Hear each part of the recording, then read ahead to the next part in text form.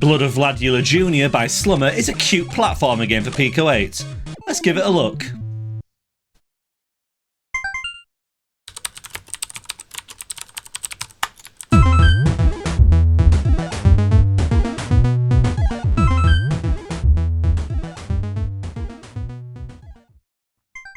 Welcome to Pico Playtime, the video series where I play through some cool Pico 8 games to show to you lovely people. Let's get today's game loaded up. It's Blood of Vladula by Slumma. It's October. That can only mean one thing. Mince pies, tinsel, fairy lights, reindeer flying through the sky, Santa Claus and Christmas trees. That's right, it's Halloween. Yes, this is the month of Halloween, so I'm starting things off in a very Octobery way by playing Blood of Vladula, a game by Fanna Carlson, also known as Slumma. We last played one of Slumma's games on the channel, Halloween Harpo, a insane isometric platformer game. This is another platformer game of the conventional 2D type. Here we have the introduction. We are trying to defeat the evil actor Scott Bakula, or Bakula, nobody knows how to pronounce his name, not even Scott. Anyway, there's the story. Let's get into the game. So, we have a level select. I can get as far as level 7 on this game, which you saw in the intro, which is very hard. And as you can see, my performance in this game steeply drops off after possibly the second level. Let's show you the first level. Yes, this is a game which is a classic 2D hop and bop platformer game, inspired by platformer games from the Game Boy. So says the description of the game. Have you ever tried reading the description of a game? Anyway, in the game we are this little vampula? This Dracula vampire, Vladula. I can't even say it's been a long day. The titular hero, Vladula Jr, has to hop and bop his way through various levels, defeating all manner of classic horror monsters, such as that rather frightening Frankenstein monster there. I am truly terrified. And we also have to collect pentagrams in truly satanic fashion, where we have to avoid spikes. What would a platformer game be without spikes? We have checkpoints. Yes, this is a very conventional, but in a nice way, a conventional platformer. There are some interesting twists. As you can see, we can turn into a bat and we can fly, and the game has a interesting colour palette, shall we say. Now, something that I got all the way to level 7 before realising was that you can knock enemies unconscious and then press X to pick them up, and then you can throw them at enemies and miss horrifically like that, which is quite useful when you're trying to defeat the spiders. The spiders are the absolute worst enemies in this game. I hate them. And yeah, the only way to defeat them... Brilliant skill. The only way to defeat the spiders is by throwing enemies at them. I loathed the spiders trying to get to level 7 because they were just constantly in my way. Anyway, let's continue. So, on each level there are 5 pentagrams which we are to collect. I've managed to collect all 5 pentagrams on the first level, not so on the second level, and as you can see, things only get worse from there. Let's try stage 2, Fields of Doom. Yes, all the levels have rather charming little names like the Castle, Castlevania anyone? The Haunted Dungeon, appropriate, the Mummy's Domain, Cold Cold Mountain, and Vanilla Glaze Peak, which sounds like a fantastic ice cream sundae type meal. Anyway, let's go on to stage 2, Fields of Doom. Let's then demonstrate throwing enemies. As you can see, you can throw enemies. Sometimes enemies drop health, hearts for you to pick up. And yes, you want to do that because this game very quickly becomes rather challenging.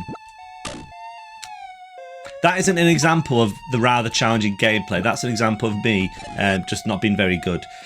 Now, you see how much easier this game is when you can defeat the spiders. I didn't even realise that was possible.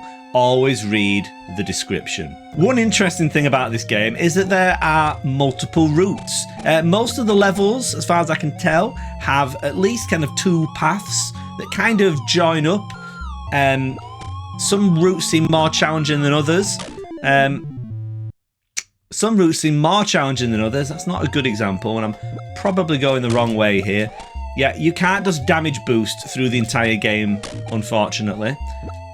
Am I going the right way here? I'm just going back to the beginning, aren't I? As you can see, the the game has quite an interesting level design, I think.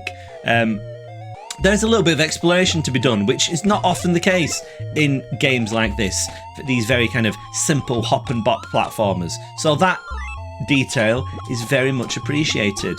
As we get through the game, things get harder and harder. They quickly become very difficult, and unless you're very good at platform games, you are not going to be getting all the way through this game.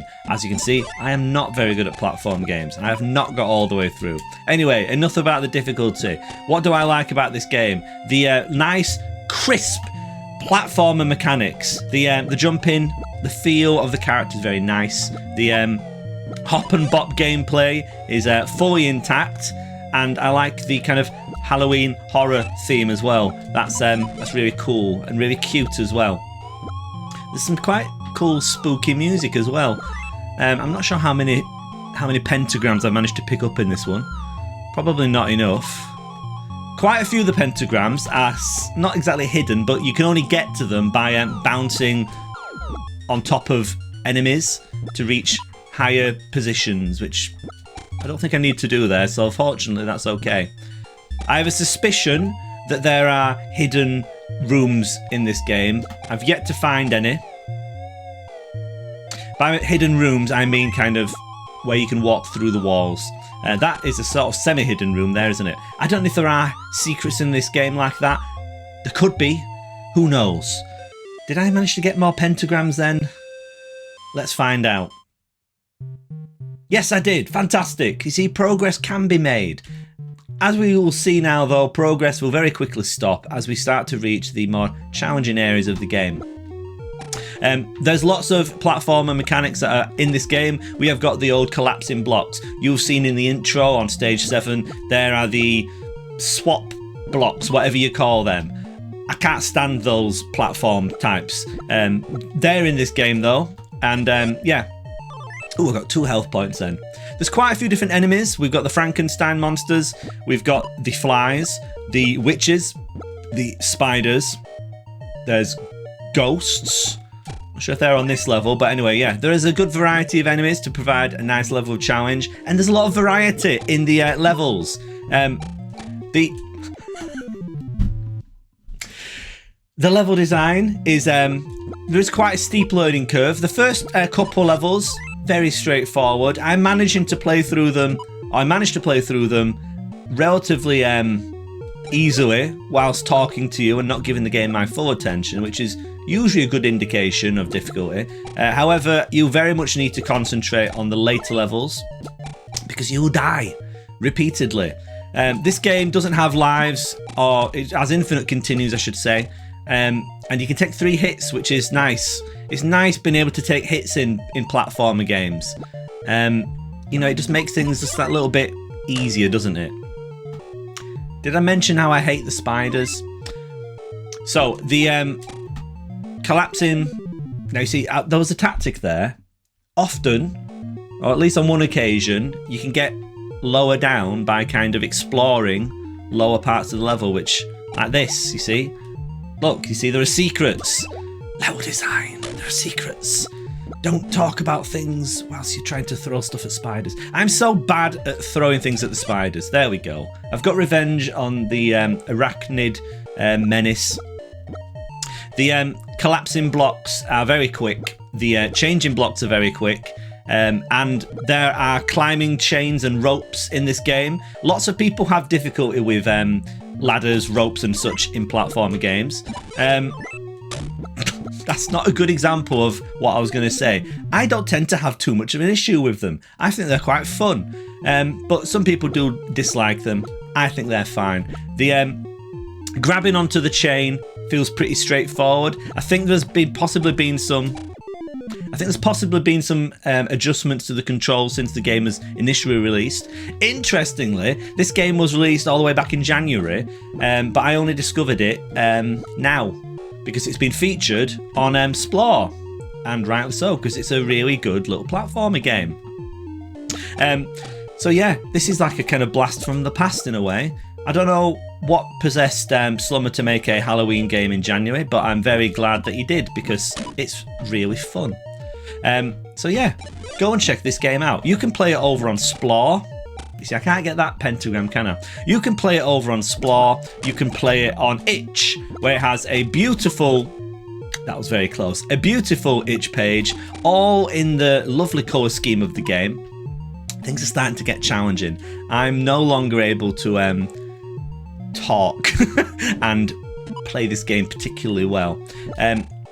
Oh yes, the jumping. The jumping is takes quite a little bit of getting used to. It's very keen. You have to be very quick on your button inputs, otherwise you will jump far too high and often bump your head on C-wings and things, and then disaster ensues. Now, I think I've just noticed a detail. I think if I've previously collected a pentagram, I think those are the ones that are invisible. That's a nice detail if that's the case. It tells us which ones we actually need to go for. It makes sense because, as you can see, this one there, fairly, although I'm managing to make a real mess of it, fairly straightforward to pick that one up. Some of the other pentagrams are not so, as you have seen already, and if you play this game, as you will continue to see. Let's see if I can negotiate the ropes. You have to get quite low. There you go, you see, because you bump your head on that wall, so don't do that. If you want to play this game, as I said, go over onto Splore, go onto Itch. It is very much worth a look, and check out Slumma's other games as well. The two that I played on the channel are both really good, and I'm sure the other ones are really good too. I'm going to try and complete this level. Oh, there we go. I've completed the level. Anyway, thank you very much for watching this video. You've seen me stumble my way through the first 3 stages. There are more, possibly 8. And there's possibly a boss fight where we defeat the evil television actor Scott Bakula. I can't say. Anyway, maybe you have more success than me. Thank you very much for watching this video, and I'll see you again very soon.